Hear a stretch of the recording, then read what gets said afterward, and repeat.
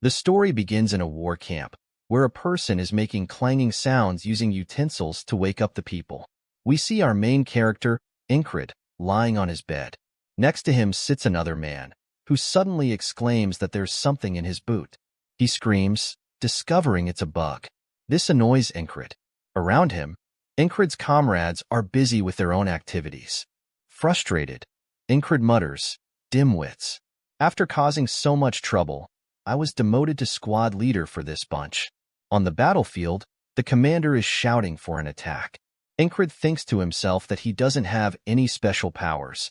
He has made it this far through relentless training. He blocks a hit and retaliates with a kick, but another soldier tackles him and begins to punch him repeatedly.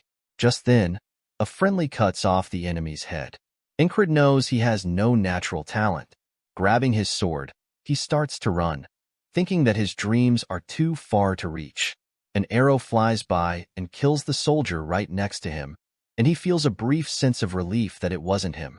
However, as he continues running, a man charges at him and stabs him in the chest.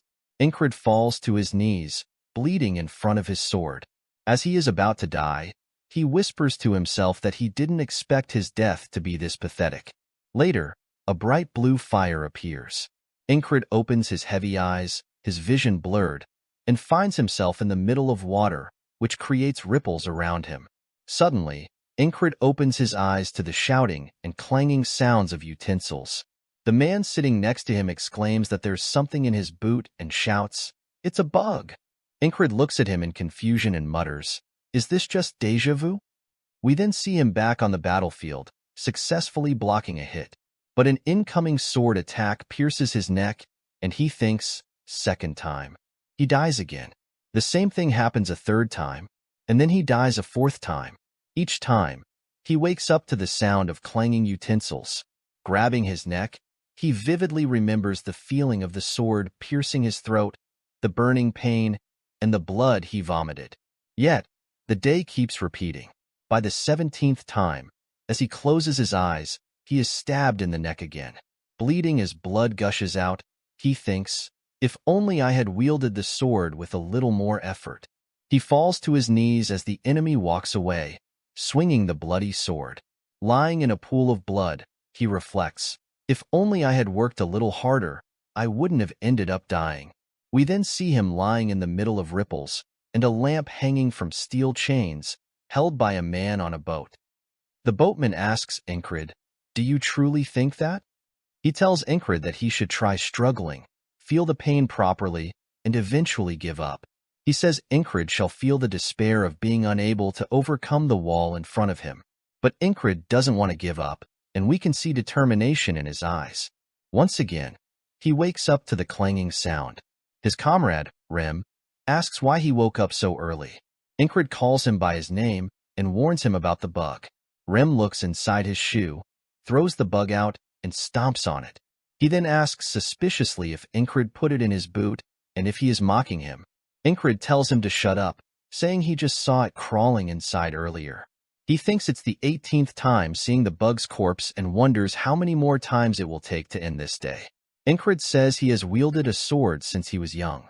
He learned swordsmanship from a retired mercenary who coincidentally came to his village. The one-legged mercenary told Encrid that he was good and, if he put in the effort, he might even become a knight one day. These words became his dream. His dream was to become a knight who could slay 1,000 people by himself and change the dynamics of battle. An invincible hero. He grinned at the thought of becoming the protagonist of a war song.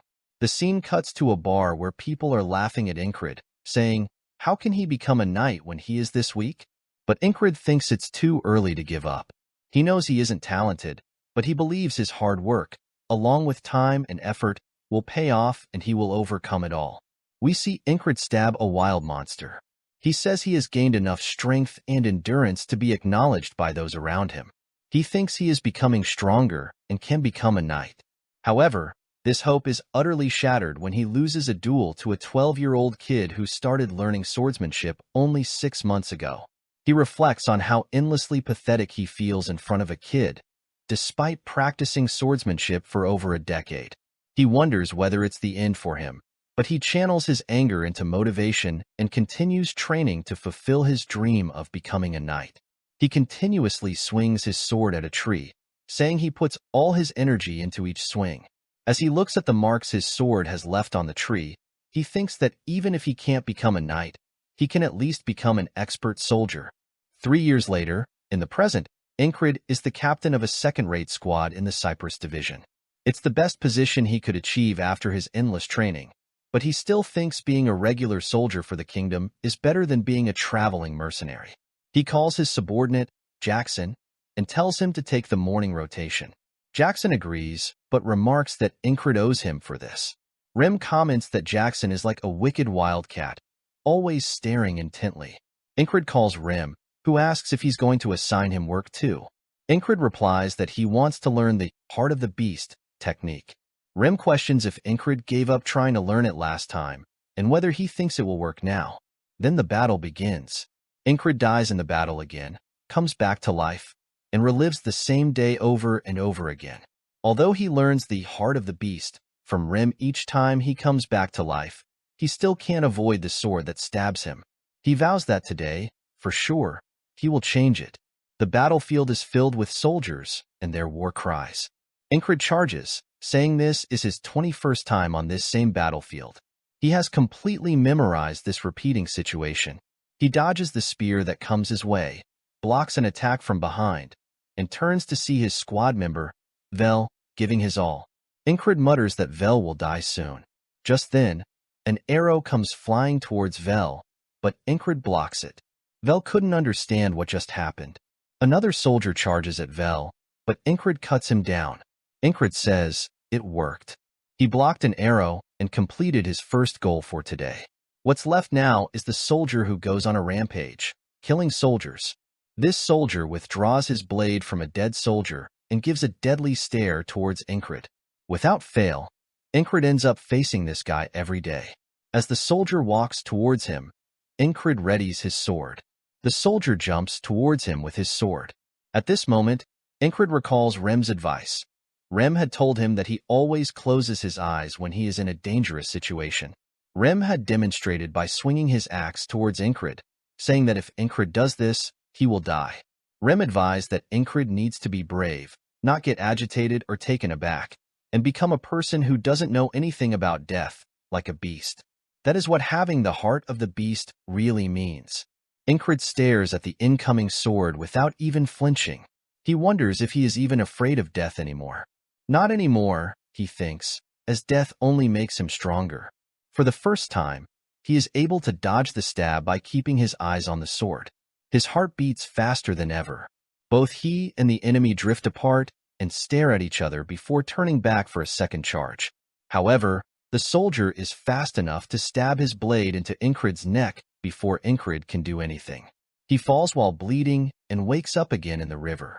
As he kneels, the boatman says, "This is a never-ending day. You should feel the pain of being trapped in despair and give up. Get on the boat, acknowledge your weakness, and be at ease." In rage, Encrid replies, "That day will never come. I already saw the tip of the sword and dodged it." He wakes up again, questioned by Rem for waking up so early. Encrid, now on his 22nd life, challenges the day once more.